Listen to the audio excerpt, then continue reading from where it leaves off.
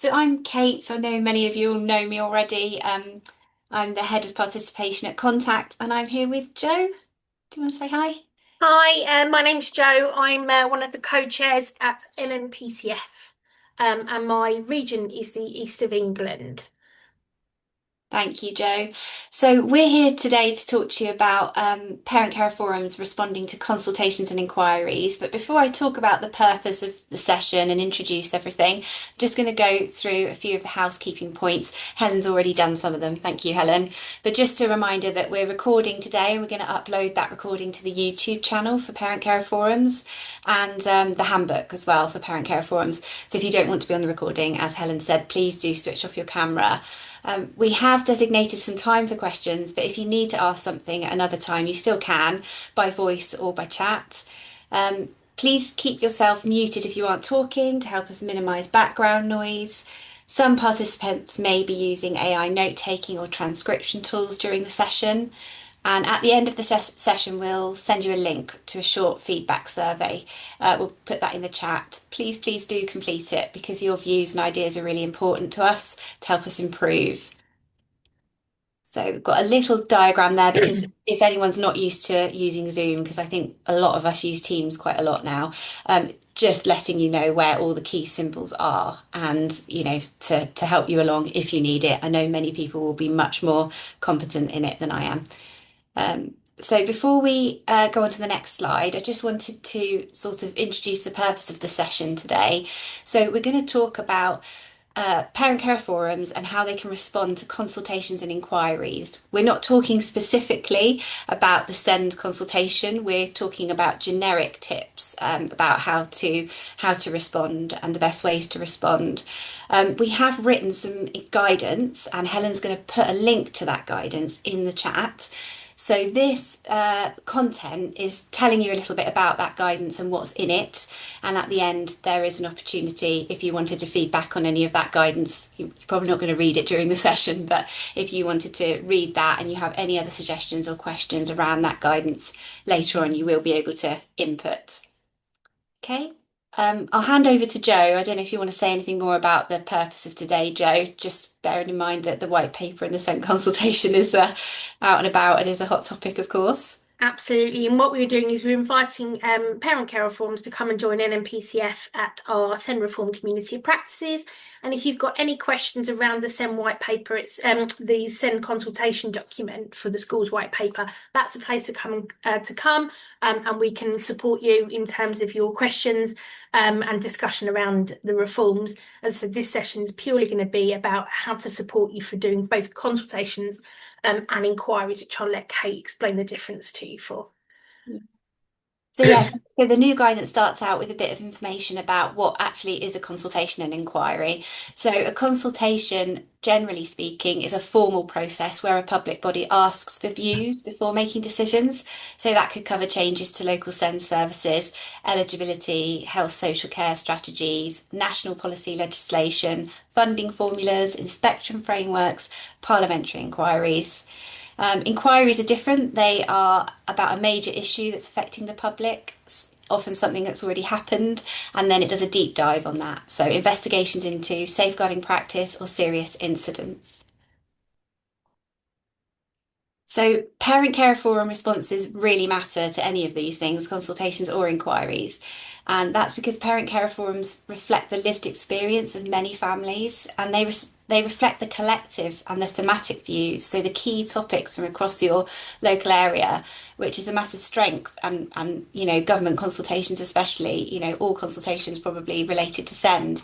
Parent care forums have got something really unique to offer, and they're backed by that lived experience of the families in their area. The other thing that parent care forums bring is that knowledge of systems and services and how that impacts families. You can highlight the impact, you can highlight gaps and barriers and suggest solutions, which differentiates you from many other local organisations because you're proactive in suggesting alternatives and solutions. Thank you, Kate. So I think the other thing is the parent care reforms. We've got a limited capacity and a and limited in terms of responsing. So I think the main thing to do is it's really important that you prioritise what you want to respond to. And you can look at doing that based on the needs of your area. So, not every consultation or inquiry that comes out might be something that your parent carer forum might want to prioritise.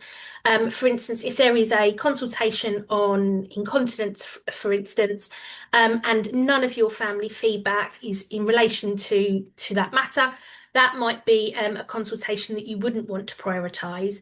Whereas if you have an inquiry on EHCPs, that might be something that you would want to prioritise given the level of communication from your family. So it's important to look at what your families are telling you, and then you can make a decision on what you would want to respond to based on those priorities. Next slide, please.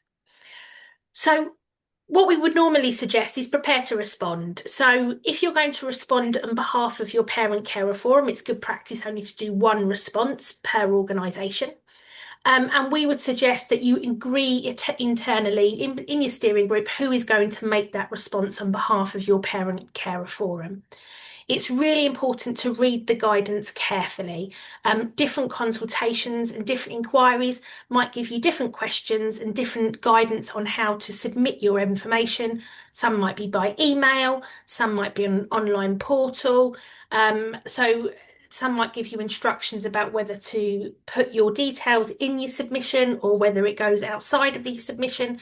So it's really important to read the guidance carefully, and you can do that and you can identify the key questions that you want to answer and also know the deadlines. It's also really important to note that you don't need to answer all of the questions. Often a consultation will allow you to just answer the questions that are most important to you. So when you're preparing that response, that might mean that you're looking at the questions and deciding which ones that you want to respond to and which ones you're going to choose not to respond to. Next slide, please. When you're responding, having really good local data and evidence is really useful. So this is where all of the information that you collect from your coffee mornings, from your surveys that you do with your families, that comes to life. So when you're doing your response, it's really great that if you can share some of the information and the data that you've collected from your families to influence what you're saying, because it's about you responding to representing your families. So sharing what they have told you is really important. And you might not just share qualitative feedback, which is the spoken word from parents and carers and sharing their stories, but you might want to share data that you've collected through annual surveys as well. So you can do that whenever what format that you like. It also might be really useful if you've got local data that you can respond to, such as waiting times, perhaps for for an autism assessment, if that's relevant, or a waiting time for an EHCP, needs assessment, if that's relevant. So you can use local data to support what you're saying in terms of the evidence that you are providing. What we do say though is if you're sharing people's personal information and their personal stories, it's really important that you do get consent to share personal examples. And we would expect as best practice when you're gathering evidence through surveys that you'll be asking for consent to share anyway. Thank you. And again, talking about how to respond. So what we would normally suggest is rather than just logging onto the portal or to open a blank document, is prepare your answers beforehand, get everything that you need, look at your evidence and really work out how you want to do those responses. And you can do that perhaps in a separate Word document or a separate structure that you want to use. And go through all of the questions and decide what you want to respond to and collate all of your evidence. What it's really important to do is keep it concise and structured. So really try and keep your points really clear. And sometimes when you're writing and you're submitting written evidence rather than just responding to a question, they might ask you to use numbered headings and numbered paragraphs. So it's always good to look at the format and the guidance that comes with the survey or the consultation, and it will tell you perhaps how many character spaces you've got to answer your question, or what format to submit written evidence in. So they're really useful guidance to read, so that can help you prepare what you want to do, so that when you're ready to prepare, you've got everything there ready to go. Okay, so after submitting, it's good to keep a copy, share with partners and your parent care forum region, and share with members so that people can see that evidence base and the things that you're saying and that they've been represented in that feedback. Look at the outcomes and next steps in terms of reviewing the outcomes afterwards and sharing and influencing anything that's been achieved. So if you've fed in asking for something and later on down the line things come about that you asked for, it's great to point to that and share that almost like a we said you did or we said we had an influence. Use reports for your future work as well. So that was a stop tour, and I think by this point we have put the guidance in the chat so you can read more detail around the content we've shared. But we just wanted to check in really if you have any questions or suggestions for us. I'm sorry, I can't see the chat at the moment, but I'm No questions have come into the chat as yet. stunned you into silence. I think you have, yes. I think it's really important when you're doing consultations and inquiries that really it's about a chance for you to tell the story of what's happening to your families in your local area.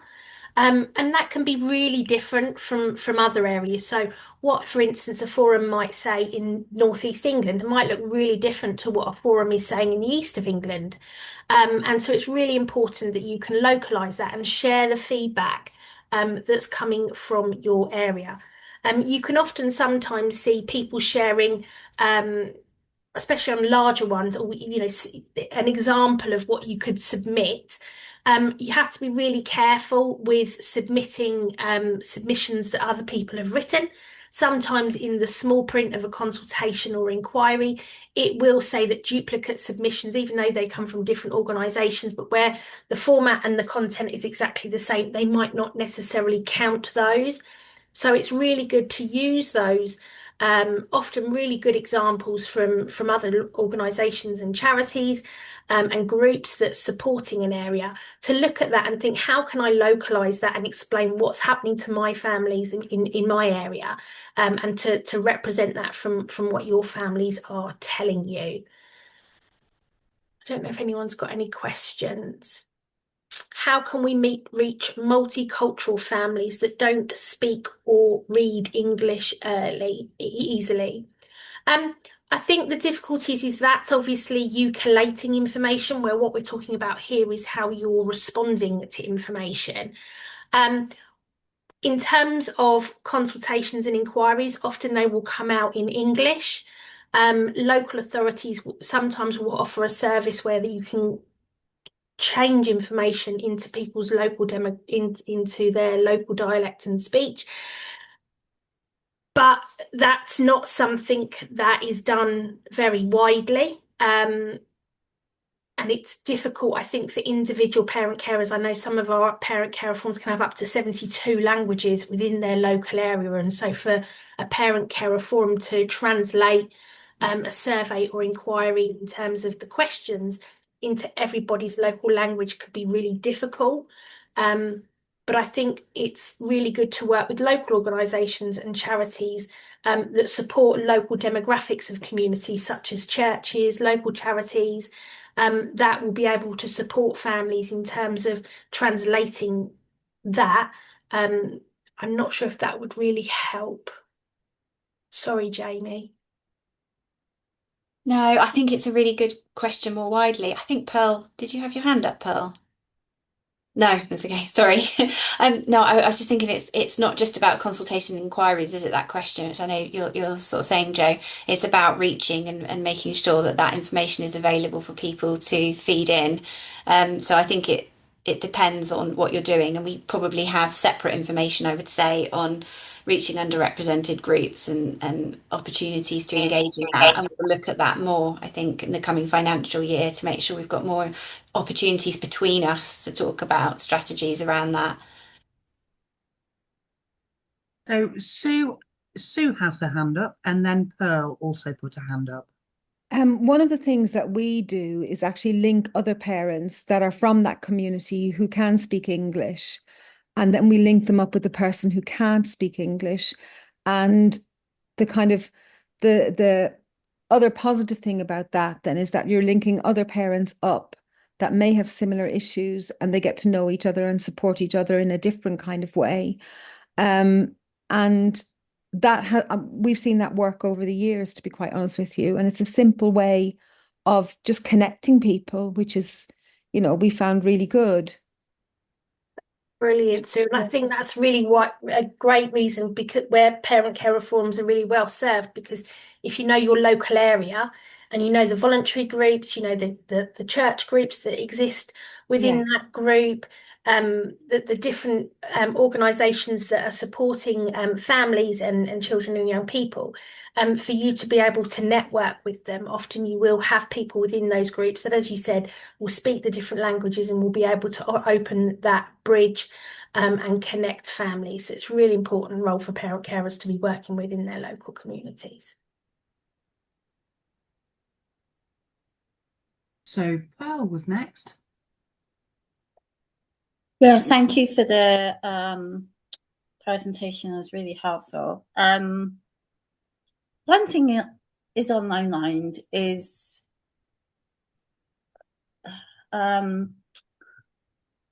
how difficult it is for parents to absorb information and where they get information. So, for example,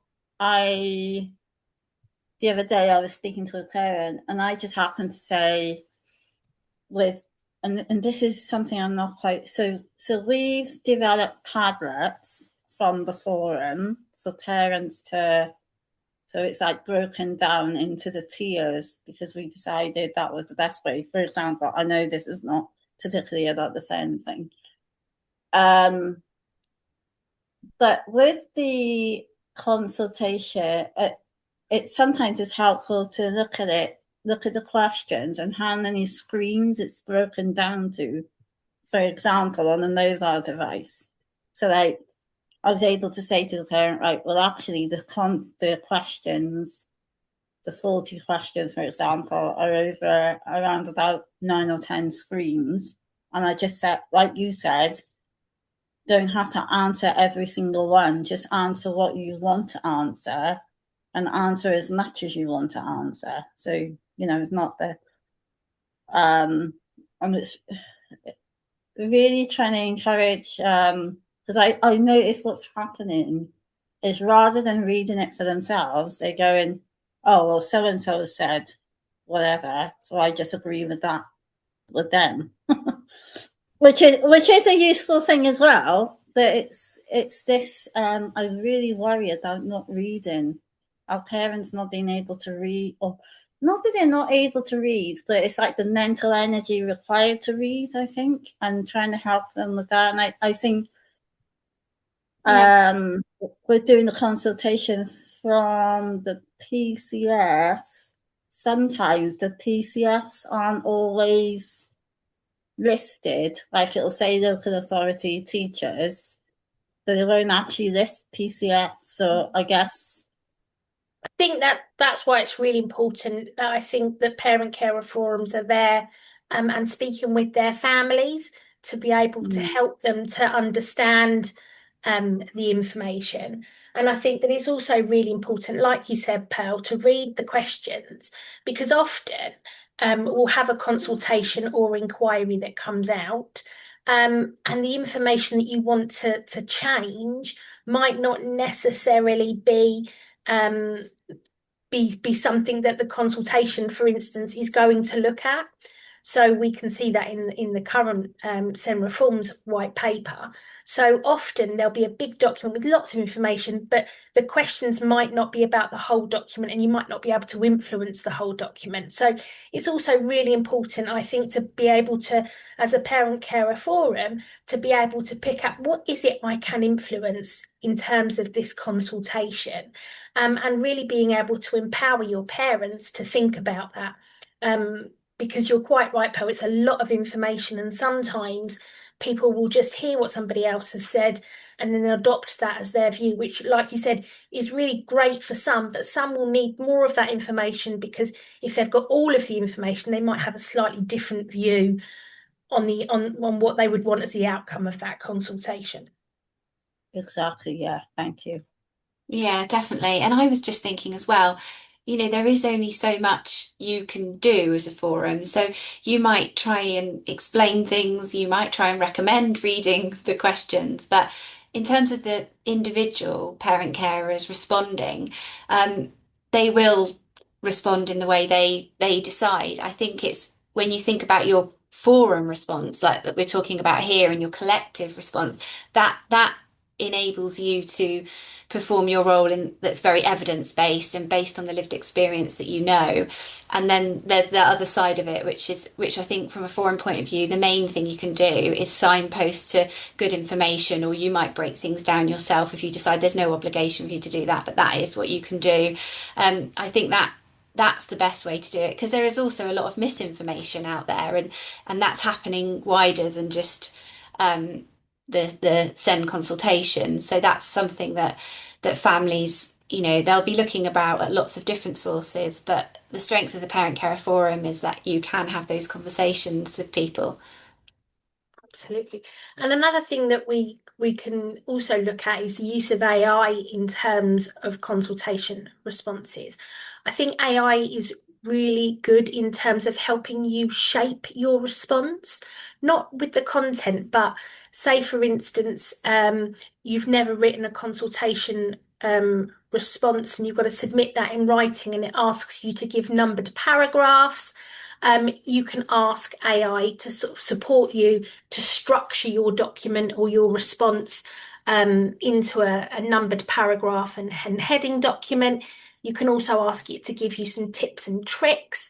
Another really good thing is, as well, it's great to help with grammar, and especially if you perhaps are dyslexic or struggle with reading and writing, it's really great in terms of, I mean, I use it all the time because I'm dyslexic, to be able to just proofread your document for you before you submit. So that's also a really good use of AI. I would say, however, you just need to be mindful that we don't use it necessarily to inform your response, because your responses should be based on what your families are telling you. Yeah, definitely. And I think, all of our ultimate aims is we want to submit that evidence to influence in the best direction for the families that you're representing. And so using AI to make sure the language is clear, to make sure it's in plain English and understood at the other side is great. But it always obviously needs that checking to make sure it's definitely what you mean and it's definitely your sort of evidence base. But in terms of those communication skills that take us all a bit of time to read over, to make it sure it makes sense, to check the grammar, to make sure it's in, clear, plain English, it's a handy tool, and it can save some time. Sue has her hand up. I'm just wondering, when everybody responds to this, will the DFE and all the oracles, or whoever's going to look at all of this and pull it back together, will they be looking at the differences in the different areas in terms of what the gaps are and the responses that will be different? So what might be happening in Wales might be completely different to what's happening in Earl's Court in Kensington. And the needs of families there might be different. So will they be pulling it apart in that sense as well, to make sure that actually funding that will eventually come around, or things that are going to change, will make an actual difference for families on the ground? So the DFE and this consultation is for England only, so it wouldn't Oh, it's only include. for England, sorry. Yeah, so it doesn't include Wales, Scotland, or Ireland, because that comes under a different jurisdiction. Yeah. But in But terms it's of, different areas, I suppose. That's the yeah, thing, isn't but it? I think in terms of any consultation, we're not just talking about this, it's really important that the difference in how things happen. We know that, often the north-south divide, there's Yeah. a difference. So it's really important that we get representation for any consultation or inquiry. that sits across the different areas. So it's really important we get from areas of deprivation, from really affluent areas, Yeah. from rural areas, from towns, all of those different mixes, and that's what gives the overall thematic views. In terms of discussing the in-depth of the white paper, this isn't involved in that session, but we would Yeah. invite you to come to the NMPCF Community of Practice of SEND Yeah. Reforms, where we can talk to you in more detail around that specific consultation. Yeah. It's just to make sure that ultimately this is all about making sure the children get the support that they need early, and people have confidence in the schools and the nurseries being able to, help their little ones. But I think even, I live in Kensington and Chelsea, and when we were in Europe, Ladbroke Grove was seen as the third most deprived ward in Europe. So we have people that are really, really struggling financially and on all sorts of other levels. And yet we would have Millionaires Row, just round the corner. So that it is literally poles apart with some of the families that we work with.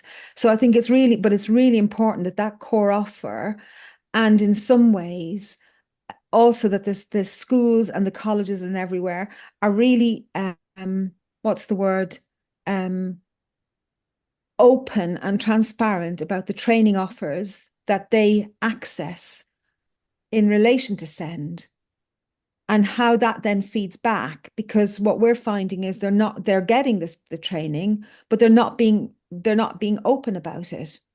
And that's wrong, because if I was a young mum now, I'd want to know that the mainstream school, if my daughter was going to be going to that, actually do have the skills and have access to people who can bring in skills to them to be able to, to do the work and help my little one.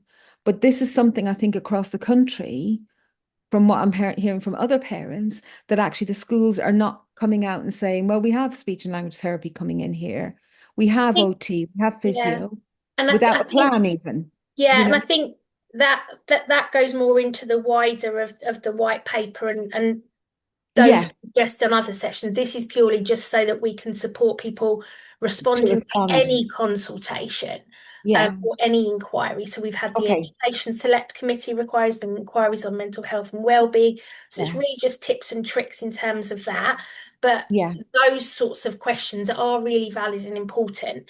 And I think, as you've just highlighted, the difference in just the affluence within and deprivation within your area shows why it's really important that lots of areas all respond to these consultations and inquiries, so that we can understand the differences of experiences of different people within their own communities.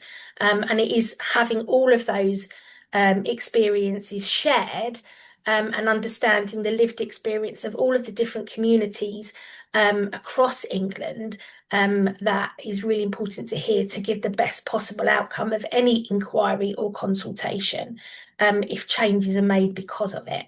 Yeah. Okay. Thank Yeah, you. and I think everything you're saying, Sue, is really crucial, but it'll go into some of those community practice sessions with the NNPCF, because I think we're just laying the groundwork here to support for parent care forums to to respond sort of like generically to consultations and inquiries. But of course, we're doing it at a time that's really, really important when the send consultation's out. So that's on the tip of the tongue for everybody, isn't it? So thank you for everything that you've shared there. Do appreciate it. Okay, was there any more questions? No? Okay, I shall move on to the next slide then. So in this last slide, we're just giving you the link, but you should have it in the chat anyway, to the guidance around responding to consultations and inquiries. And if you have any ideas on how we could improve that guidance to make it as meaningful as possible for parent care forums, if you click on that link there, you can feedback directly. And we just need you in that form to just clearly name the guidance, because that's the feedback link for the handbook. Oh, Pearl, you wanted to say something? So sorry, the is it in the chat now? Oh yeah, okay. You got what you I need. just thought there was a little bit missing about how to read document, kind of like because I really struggle to. I was jumping in and out, back to front, upside down, all the to read it. Like to pick out the main themes. And I That's think a really something needs to be said about lack of detail. So to be prepared that a consultation document may lack the detail that we were expecting to see, that that's okay, kind of thing. So Yeah. just to Okay. feedback on what is there, if you've got a response about that. Sorry, Sorry. not you. I just mean it can lack quite important detail. That's what I'm trying to say. so. But sometimes that might be deliberately, and that detail might come later. But that's not always a bad thing. If you Yeah, so see what I mean. if you look, often the consultations will be highlighting the main issues, an inquiry, for instance, will talk about the main problems that they've identified, and they're asking for evidence and often solutions. A consultation might be outlining what I would call high level information to get some information on it. So the purpose of some of the consultations is they're going to give you a flavour of the information so that they can ask you some questions so that they can then go away and make the detail back. And I think different consultations will approach things in very different ways and you'll get very different information. And as we've talked about, not everything within a consultation is up for discussion and where you can influence it. So it's really good, I think, when you're looking at a consultation, is to skim read it first of all. And I sit there with my highlighters. I print it because I find that easier. And I highlight things that are really important to me, that I like and I don't like. And I highlight either the things that I really like in green, and I highlight the things that I don't like in orange, so that I can really see as a skim through what I like and what I don't like. And then I go and read the questions. And then what I then start to do is look at the questions and think, well, what is it they're asking about? And then I can start matching some of those questions to sections of the consultation. And then that starts to break it down. And then I can think, oh, well, there's no questions on this chapter of this document, but there's six questions in this chapter of the document. And so then I can start breaking it down and looking at what questions is the information on, and what information do I need to make sure I'm answering those questions as best as possible. So I start to map that information out for me, and I'll highlight the sections perhaps that have got questions in it. And sometimes I think when you're engaging with families, you might want to group sections together. So you could have 5 or 6 questions around, I don't know, ASD pathways. And they could be quite complicated questions. But I always think you don't want to duplicate those questions again for your families, because they might as well just go and answer the consultation for themselves. But you could ask an overarching question about a pathway, because often parents will tell you everything that they want to tell you, and you can pick that information apart to answer the 6 different questions. So sometimes that's quite a useful way of approaching things. But you're quite right, it's really difficult to break all of that information down. And I think it's really good to try and give yourself some time, read through it once, know what you like, look at your questions, match your questions to the contents of the information, and then you can start to build a picture about what information do I really know, and what information do I really need to read here. And actually, if I'm going to go out and speak to families, can I group some of these sections together and just ask maybe one overarching question about something rather than the 5 or 6 that the consultation's asking, so that you can get some more information to support you answering that. But also, as well, it's really important, you've got loads of data from all of your coffee mornings, from speaking with families, from your annual reports and your surveys. So it's also about looking at all of that information and thinking, what can I take from all of the information I've already gathered? For some things, it might be that you've got a consultation that you can do a response to, and you don't need to go out and ask for families because you've got enough information already that you can use. So it's about sometimes working smart as well. You don't need to go out and speak to families about every single consultation. And as I said earlier, if it's something that's coming out and your families, it's not something that you're hearing about from your families at all. We all know that PCFs have got limited capacity. So you might want to think, actually, this is something that we really need to do, and invest all of your time and energy into some of the bigger pieces of work. Does that help, Pearl? Yeah, that's great. Thank you. And you will note the NMPCF has broken down the consultation for you on the Send Reform paper, and we've sent you out a document on that. So that might help you, and it talks about which sections don't ask any questions and which sections do. Yeah, thank you. Okay, brilliant. Unless there's anything further, then I think we can probably draw this to a close. Thank you so much to everyone that's joined us, and look forward to seeing you again soon.